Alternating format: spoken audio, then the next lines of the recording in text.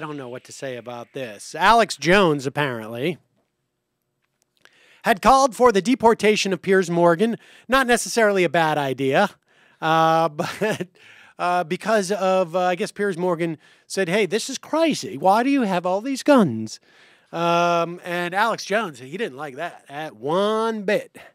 So in a desperate attempt to increase their ratings, because look, here's the bottom line. And I've said this many times before.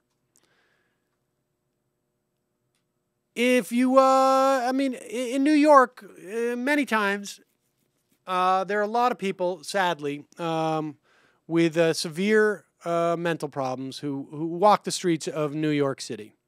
And frankly, other towns. But, and often people will stare and will watch crazy behavior. You rarely see people who are crazy watching people who are not crazy. And CNN understands this dynamic, so they invited Alex Jones, apparently, to their New York studios. And Alex Jones got on there in a one-on-one interview with Piers Morgan. There are other places where you can go online, and you should watch the entire thing. But here's a little snippet of it. As Alex Jones goes in, Piers Morgan didn't have really a chance to ask any questions or get into any meaningful dialogue, but it is pretty amazing. But here's just a short clip of Alex Jones on the Piers Morgan show. Piers, thanks for having me. Why do you want to deport me? Well, we did it as a way to bring attention to the fact that we have all of these foreigners and the Russian government, the official Chinese government. Mao said political power goes out of the barrel of a gun. He killed about 80 million people because he's the only guy that had the guns.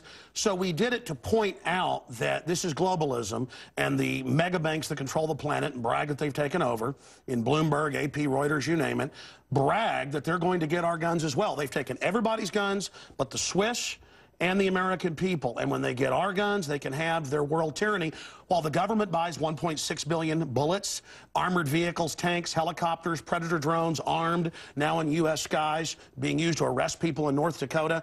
The Second Amendment isn't there for duck hunting. It's there to protect us from tyrannical government and street thugs. Take the women in India. Your piece earlier on CNN I was watching during Anderson Cooper's show didn't tell you that the women of India have signed giant petitions to get firearms because the police can't and won't protect them. The answer is, hey, wait a minute, I have FBI crime statistics that come out a year late, 2011.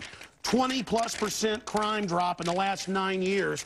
Real violent crime, because more guns means less crime. Britain took the guns 15, 16 years ago, tripling of your overall violent crime. True, we have a higher gun violence level, but overall muggings, stabbings, deaths, those men raped that woman in India to death with an iron rod 4 feet long. You can't ban the iron rods. The guns, the iron rods, Pierce, didn't do it. The tyrants did it. Hitler took the guns. Stalin took the guns. Mao took the guns. Fidel Castro took the guns. Hugo Chavez took the guns. And I'm here to tell you, 1776 will commence again if you try to take our firearms. Doesn't matter how many lemmings you get out there on the street begging for them to have their guns taken. We will not relinquish them. Do you understand? And that's why you're going to fail, and the establishment knows no matter how much propaganda, the Republic will rise again when you attempt to take our guns. My family in the Texas Revolution against Santa Anna, my family was at the core on both sides starting that because Santa Anna came to take the guns at Gonzales, Texas. Pierce, don't try what your ancestors did before. Why don't you come to America? I'll take you out shooting. You can become an American and join the Republic. You finished? Yes, I am finished.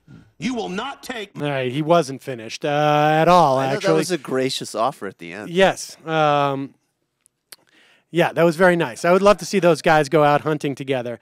Now, like I say, that was just a part of the clip of Alex Jones on CNN. But that's not all, ladies and gentlemen, because Alex Jones then went home and, he didn't go home. He went back to his hotel, and he issued this dispatch from his hotel room. Alex Jones here in New York City. And as you know, just about an hour ago, I was on for 2 segments with Piers Morgan on CNN. They had promised me 3 segments if I came here, and then I was going to debate Alan Dershowitz. But they panicked. The producers ran in. I'll tell you something. That is something I feel that the American public should not have been denied of. Alex Jones and Alan Dershowitz. I hope it was going to be. I hope they were going to strip naked and actually wrestle in mud. That would have been the best. The head producer was crying and saying it wasn't supposed to be like this, and Piers Morgan said, "Get out of here." And their security people were like, get out now, you're coming with us. And I said, we'll have to get our stuff out of the green room. That said, you know, I've covered Bilderberg. You know, I've covered Occupy Wall Street. I've covered the DNC, RNC. I've been in news coverage where people are being arrested en masse. I've never put out a video asking for people to watch our back. We got here today at about 4 o'clock, drove in from the airport into Midtown. Near CNN's main complex. They have several buildings. I love how he says, like, main complex. You know, everything is sort of like, it's a main complex. It's a building, like all the other buildings around here.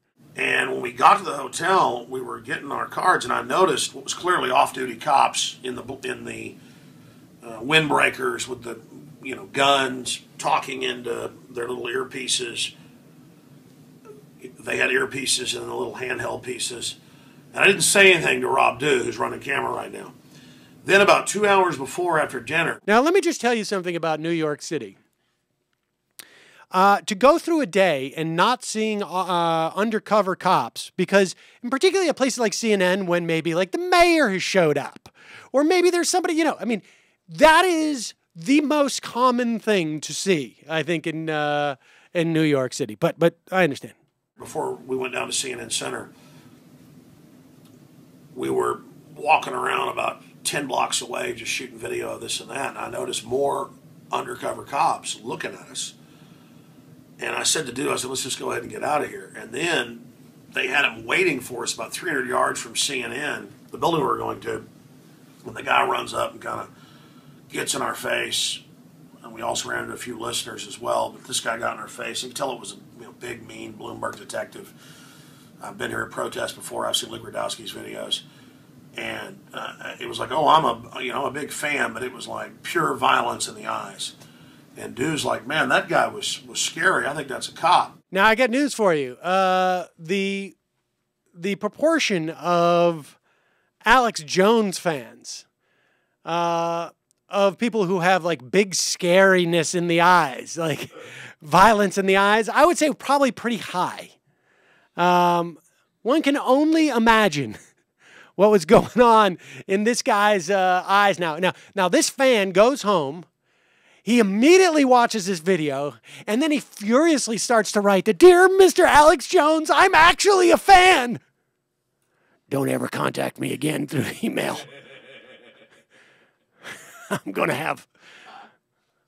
have some special instructions for you. You're going to be my secret agent. I want you to infiltrate the Bloomberg police department. Send me back messages through a carrier pigeon. Otherwise, the Bilderbergers will get hold of it. The Illuminati and the Rothschilds, which Piers Morgan is obviously working for them." This is unbelievable. I got to say, though, if Alex Jones is just a con man, he is also a wonderful performer. He strikes me as someone who's genuinely off his rocker. But if he's not, then I think he's even more legit, frankly. He meets you. He's like, "Hey, Sam, how's it going?" Yeah. I mean, I still think that if Alex Jones didn't exist, the CIA and any secret organization would have to create him just to throw everybody off the trail. But fortunately, he's out there to sort of confuse people and disempower people. It's the Bilderbergers. There's no other explanation. It's not just rich people who have aligned interests. No, it's a secret society where they burn skulls and do it in the desert. Then use the UN as a vehicle in which to take over everybody. If you buy my DVD for $19.95 and get the added hot plate coolers and drink coolies, Now, at the Alex Jones store, you will see the connections between the Bilderberger Group and the United Nations, and how Morgan Piers is sending out undercover policemen to, and that's right, I call him Morgan Piers, and he knows why. He knows why I call him that. I just have to say, the fact that you're implying that that Alex Jones himself is some type of CIA front almost is No, I'm not implying that he words. is. I'm implying that if he didn't exist, he would have to be created. Okay. So there's no better way to keep citizenry from understanding what's going on with their government than throwing out a guy who's got far more entertaining explanations and far more simplistic. It is us v. them. It is the black helicopters versus the rest of us. And 1776 is going to come back and buy my Alex Jones coolies.